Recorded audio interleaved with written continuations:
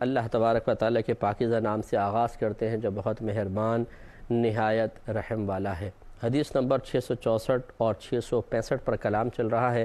ہماری والدہ سیدہ عائشہ صدیقہ رضی اللہ تعالیٰ عنہ اس کے راویہ ہیں، فرماتی ہیں کہ سرکار آخری جب ایام آپ کے اور آخری بلکہ وقت چل رہے تھے، بہت زیادہ علیل ہو گئے، پیروں میں شدید درد تھا، ضعف غالب آ گیا، تو آپ نے حکم ارشاد فرمایا کہ صدیق اکبر رضی اللہ تعالیٰ عنہ نماز پڑھائیں۔ حدیث میں بیان کر چکا ہوں تو میں اس لیے خلاصے کی طرف آ کر عرض کر رہا ہوں۔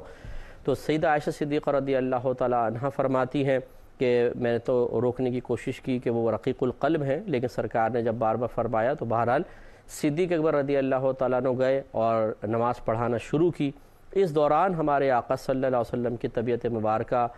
نے افاقہ محسوس کیا، تو سرکار پھر حضرت ابن عباس اور حضرت علی رضی اللہ تعالیٰ عنہما کے کندھے پر ہاتھ رکھ کر آپ باہر تشریف لائے۔ اس طرح کہ آپ کے قدم شریف گھسٹ رہے تھے، یعنی اتنا ضعف تھا۔ تو صدیق اکبر رضی اللہ تعالیٰ عنہ نے محسوس کر لیا کہ سرکار تشریف لا رہے ہیں، تو وہ پیچھے ہٹے۔ تو سرکار نے اشارہ فرمایا کہ آپ نماز پڑھاتے رہیں، لیکن وہ غلام نے جو کرنا تھا وہ وہ کر گئے کہ نماز میں تو اللہ کی تعظیم مقصود ہونی چاہیے، لیکن انہوں نے نماز کے دوران نبی کی تعظیم کر کے یہ ثابت فرما دیا کہ نبی کی تعظیم اللہ کی ہی تعظیم ہے، اس میں شرک کا کوئی تصور نہیں ہے۔ اور دوران نماز بھی اگر کوئی نبی کا خیال دل میں لاتا ہے اور تعظیم کے ساتھ لے کر آتا ہے تو یہ تعظیم الہی کے منافی نہیں ہے، اس سے کوئی فرق نہیں پڑتا۔ سرکار تشریف لائے، نماز پڑھانا شروع کی۔ صدیق اکبر سیدھے ہاتھ پہ کھڑے ہو گئے، کیونکہ جب دو اشخاص قریب ہوتے ہیں تو امام بائیں جانب ہوتا ہے اور مقتدی دائیں جانب، اور پیچھے پھر تمام لوگ تھے۔ اور صدیق اکبر رضی اللہ تعالیٰ عنہ کیونکہ سرکار آہستہ آواز میں تکبیرات لگا رہے تھے طبیعت مبارکہ کی نازکی کی بنا پر، تو آپ تکبیرات لگاتے تھے تو لوگ آپ کی تکبیرات پر رکوع سجود وغیرہ کر رہے تھے۔ اس طرح پھر سرکار نے نماز پڑھائی۔ تو اب اس سے یہ معلوم ہوا کہ دوران نماز نبی کریم صلی اللہ علیہ وسلم کا ادب کرنا، آپ کی تعظیم، اس میں کوئی حرج نہیں ہے۔ اور اگر امام کی آواز مقتدیوں تک نہ پہنچ رہی ہو تو پھر مکبر کھڑے ہوتے ہیں۔ مکبر کہتے ہیں تکبیر لگانے والے کو۔ یہ وہی لگائے گا شخص جس کو نماز کے مسائل اچھی طریقے سے معلوم ہوں اور صحیح طریقے سے اسے تکبیر لگانی آتی ہو۔ جیسے بعض اوقات بجلی چلی جاتی ہے، لائٹ جیسے ہمارے یہاں بھی اکثر ہے، اور مسجدوں میں یو پی ایس ہوتے ہیں، وہ بھی بعض اوقات تو لائٹ کی جانے کی طوالت کی بنا پر دم توڑ جاتے ہیں بیچارے، اور کافی پبلک ہوتی ہے، اوپر منزلوں میں بھی لوگ ہوتے ہیں، تو پھر جہاں تک امام کی آواز پہنچ سکتی ہے وہاں تک تو تکبیر کی مکبر کی ضرورت نہیں ہوتی ہے، لیکن اس کے بعد پھر کچھ لوگوں کو تکبیرات لگانی چاہیے تاکہ امام کی آواز ان تک پہنچ رہی ہے لیکن پیچھے تک تو نہیں پہنچ رہی، تو پھر وہ بلند آواز سے امام کی تکبیر کو مطلب لگائیں، انتقال کرتے ہوئے ایک رکن سے دوسرے رکن کی طرف منتقل ہوتے ہوئے، تاکہ لوگ اس پر رکوع سجود کر لیں۔ اب چونکہ ہمارے یہاں جہالت بہت زیادہ ہے، لوگوں کو مسائل تو معلوم نہیں۔ کئی دفعہ ایسا ہوا ہے، ایک دفعہ ہمارے ساتھ ایسے ہی ہو گیا کہ لائٹ بڑی لمبی گئی ہوئی تھی، یو پی ایس تو چل رہا تھا، لیکن میں خود نماز پڑھا رہا تھا جمعے کی،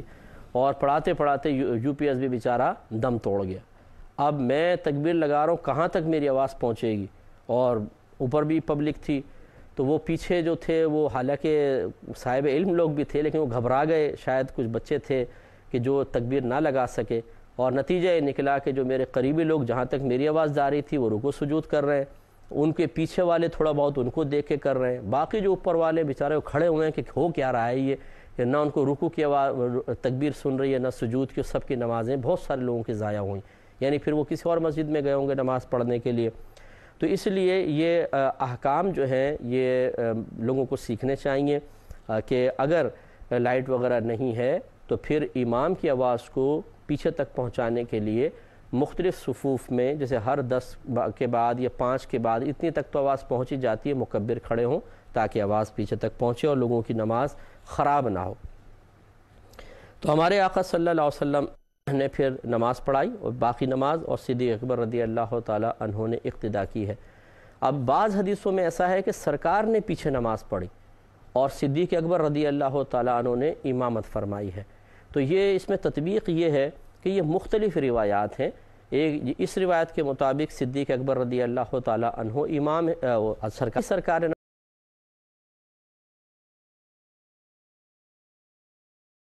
نماز پڑھی، وہ فجر کی نماز تھی۔ اس میں ایسا ہی ہوا تھا کہ صدیق اکبر رضی اللہ تعالیٰ عنہ امام تھے، لیکن سرکار نے آ کر ان کو اشارہ کر کے، اور سرکار نے صدیق اکبر رضی اللہ تعالیٰ عنہ کے پیچھے وہ نماز ادا کی تھی ان کی اقتداء میں۔ بہت ہی زیادہ ضعف ہوگا تو پھر سرکار پیچھے تشریف جلوہ افروز ہوئے اور اپنے اس غلام کو عزت بخشی قیامت تک کے لیے کہ ان کے پیچھے آپ نے نماز کو ادا فرمایا۔ لہٰذا اگر آپ کو حدیثیں مختلف نظر آئیں، یہ ہوتا ہے بعض اوقات کہ عوام ایک جگہ کوئی حدیث پڑھ لیتا ہے، کوئی دوسری حدیث پڑھ لیتا ہے۔ اب ایک جگہ بخاری کے حوالے سے کسی نے پڑھ لیا کہ سرکار نے نماز پڑھائی، اور بہقی کے حوالے سے کسی نے پڑھ لیا کہ حضرت ابوبکر صدیق رضی اللہ تعالیٰ عنہ امام تھے، تو اب وہ جھگڑا شروع کر دیتے ہیں، نہیں میں نے خود حدیث پڑھی ہے، وہ کہتے ہیں میں نے خود پڑھی ہے۔ تو یہی علماء کا کام ہوتا ہے، شارحین کا کام ہوتا ہے کہ جب حدیثیں باہم ٹکرا رہی ہوں بظاہر، تو پھر وہ ان میں تطبیق پیدا کرتے ہیں۔ تطبیق مینس موافقت، ایسا دونوں کا مفہوم لینا کہ جو باہم ٹکراؤ ہو وہ ختم ہو جائے، اس کو موافقت پیدا کرنا کہتے ہیں، مطابقت پیدا کرنا کہتے ہیں۔ تو اس لیے کوشش یہ کرنی چاہیے کہ ایک حدیث کو بنیاد بنا کر دوسری حدیث کا فوراً انکار نہیں کریں، بلکہ اس کو علماء پر چھوڑ دیجئے کہ جب تک آپ کو اس کی تشریح معلوم نہ ہو، کبھی یہ نہ کریں کہ نہیں یہ حدیث صحیح نہیں ہے، میں نے تو بخاری میں پڑھا ہے، یہ کیسے آپ حدیث پیش کر رہے ہیں؟ بخاری میں تو یہ حدیث نہیں ہے۔ یہ کہیں قاعدہ قانون نہیں ہے کہ اگر بخاری میں کوئی حدیث نہیں ہے تو وہ حدیث ہی نہیں ہے۔ اگر ایسا کوئی قاعدہ ہے کہ جو بخاری میں ہوگا وہ حدیث ہوگی، اس کے علاوہ نہیں ہے، تو پھر خود امام بخاری نے کیا اپنی کتاب میں یہ بات لکھی ہے کہ جو میری کتاب میں ملے اسے آپ حدیث سمجھیں باقی کو نہیں؟ ایسا نہیں ہے۔ اور بہت ساری کتابیں ہوتی ہیں اور بہترین اس کے راوی ہوتے ہیں، تو اس لیے فوری طور پہ احادیث وغیرہ کا انکار نہیں کرنا چاہیے۔ اس حدیث سے ہمیں معلوم ہوا کہ اگر انسان خود نماز پڑھا سکتا ہے بہت اچھی بات ہے، اگر کوئی عذر ہو، مجبوری ہو، تو پھر ایسا نائب مقرر کرنا چاہیے جو نماز پڑھانے کا اہل ہو۔ جیسے صدیق اکبر رضی اللہ تعالیٰ عنہ تھے کہ وہ تمام صحابہ میں نبی کریم صلی اللہ علیہ وسلم کے اس لحاظ سے منظور نظر رہے کہ آپ نماز پڑھائیں۔ تو اب یہ ذرا توجہ ہمیں بھی کرنی چاہیے۔ بعض اوقات ایسا ہوتا ہے کہ امام حضرات کسی کام سے تشریف لے جاتے ہیں تو وہ اپنے پیچھے بسا اوقات تو جو مسجد کے خادم ہوتے ہیں انہیں کہتے ہیں نماز پڑھا دینا، یا کوئی مؤذن صاحب ہوتے ہیں انہیں کہتے ہیں نماز پڑھا دینا۔ اور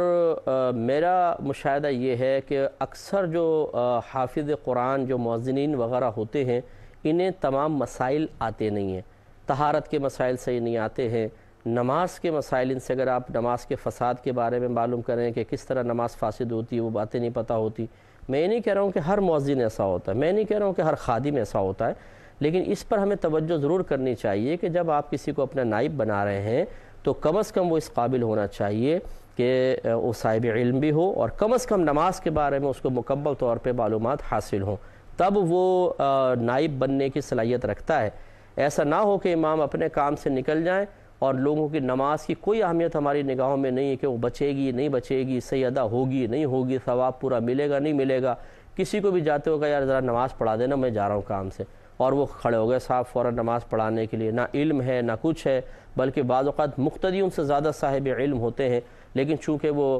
مسجد سے تعلق رکھتے ہیں، مؤذن ہیں یا جی خادم صاحب ہیں یا خادم کے کوئی مہمان ہیں، مؤذن کے مہمان ہیں، وہ کھڑے ہو کے نماز پڑھا دیتے ہیں اور علم ہوتا نہیں ہے۔ اور بسا اوقات پھر اس میں کافی نہ ان کے پنجے صحیح لگ رہے ہوتے ہیں، سجدہ صحیح کرنا نہیں آتا، اور قرات بھی بعض اوقات کوئی ٹھکانہ نہیں ہوتا، بعض تو ایسے بھی ہوتے ہیں۔ اس لیے اچھی طریقے سے یہ ایک ذمہ داری کا کام ہوتا ہے کہ آپ اگر نماز نہیں پڑھا سکتے تو اپنا نائب بالکل صحیح آدمی مقرر کیا جائے۔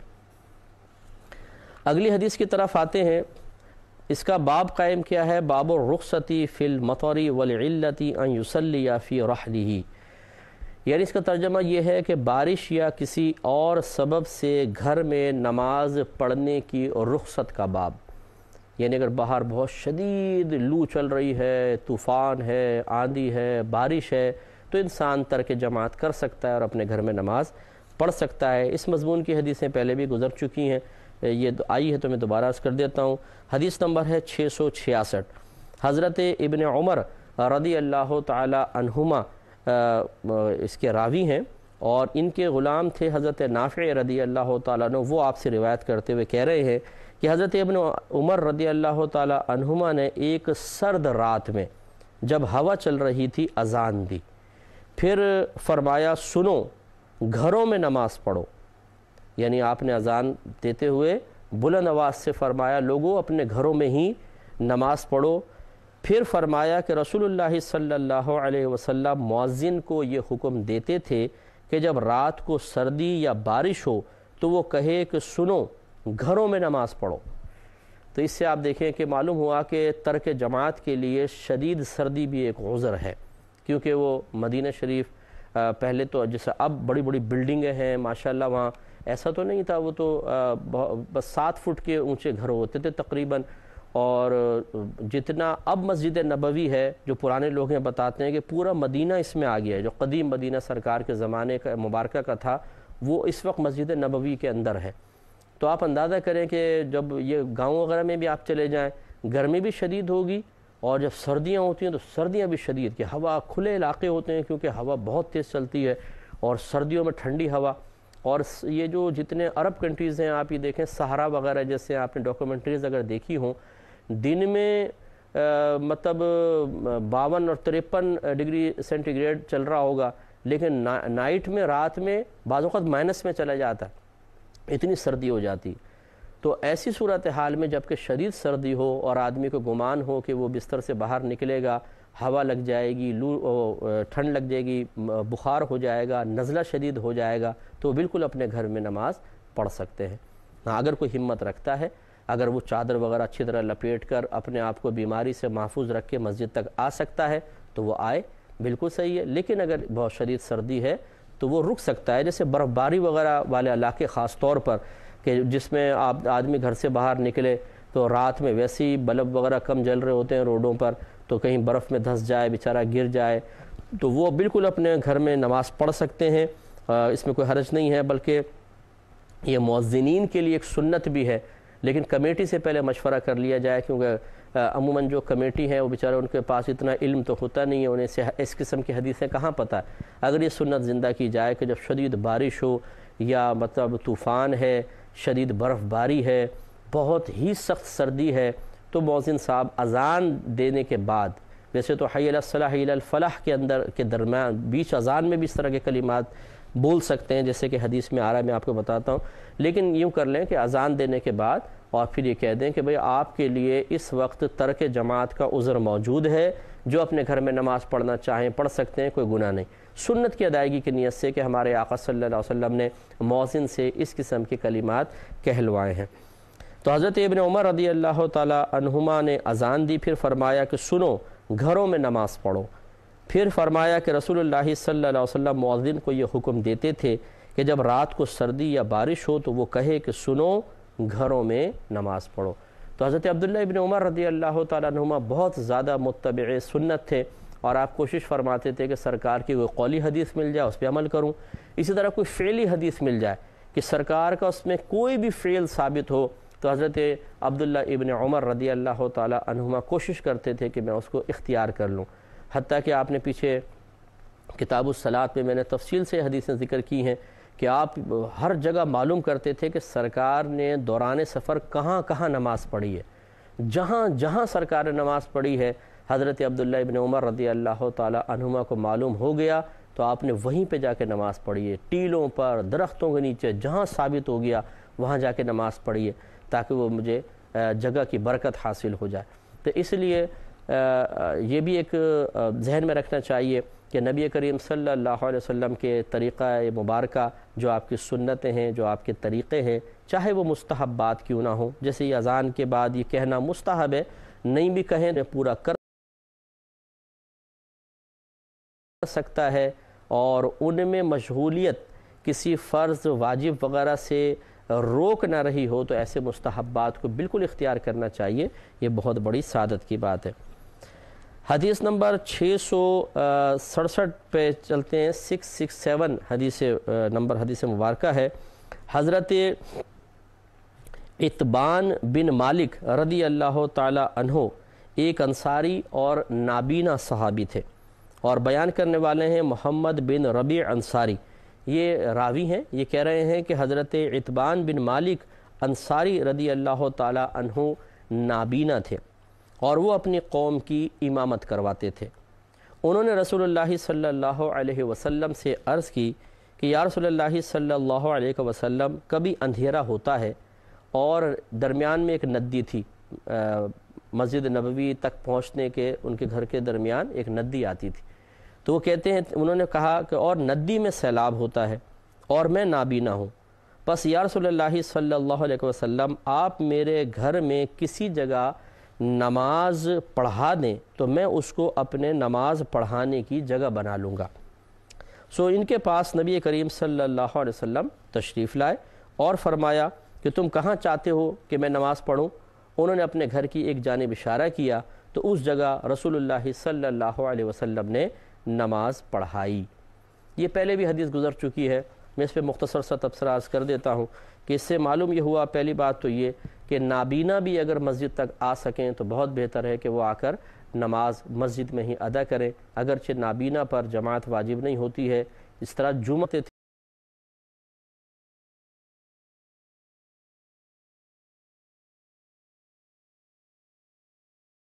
لیکن جب درمیان اور وہاں پہ ایک مسجد تھی جو مطلب ندی کے اس طرف تھی، تو یہ بسا اوقات اپنی قوم کی امامت وہاں پہ کرتے تھے۔ اس سے معلوم ہوا کہ نابینا امام بن سکتا ہے، بشرطے کہ وہ طہارت وغیرہ صحیح مسائل بھی جانتا ہو اور ایسے اس کے مطلب اس کو ایسے اسباب اور ذرائع حاصل ہوں کہ وہ طہارت آرام سے کر سکتا ہو۔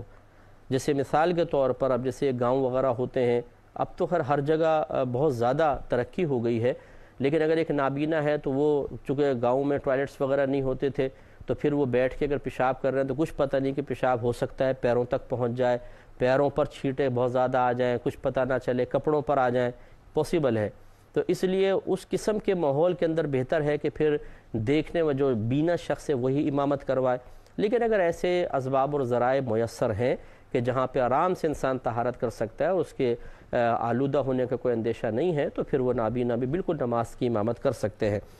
تو وہ اپنی قوم کی امامت کراتے تھے، تو انہوں نے سرکار سے گزارش کی، رسول اللہ اندھیرا ہوتا ہے، لوگ بھی نہیں آتے اور میں اس وجہ سے نہیں پہنچ پاتا بعض اوقات کہ ندی میں سیلاب آ جاتا ہے، تو میں یہ چاہتا ہوں کہ آپ تشریف لا کر میرے گھر میں نماز پڑھ دیں، تو وہاں کی پھر میں وہاں پہ نماز پڑھا لوں گا،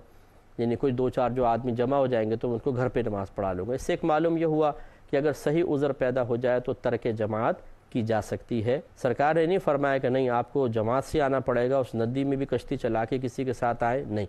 کیونکہ عذر تھا، سرکار نے اجازت مرحمت فرمائی۔ اور اس کے بعد انہوں نے جو یہ گزارش کی ہے، رسول اللہ آپ تشریف لائیے اور گھر میں نماز پڑھ لیں تو میں اس جگہ کو نماز پڑھاؤں، اس پہ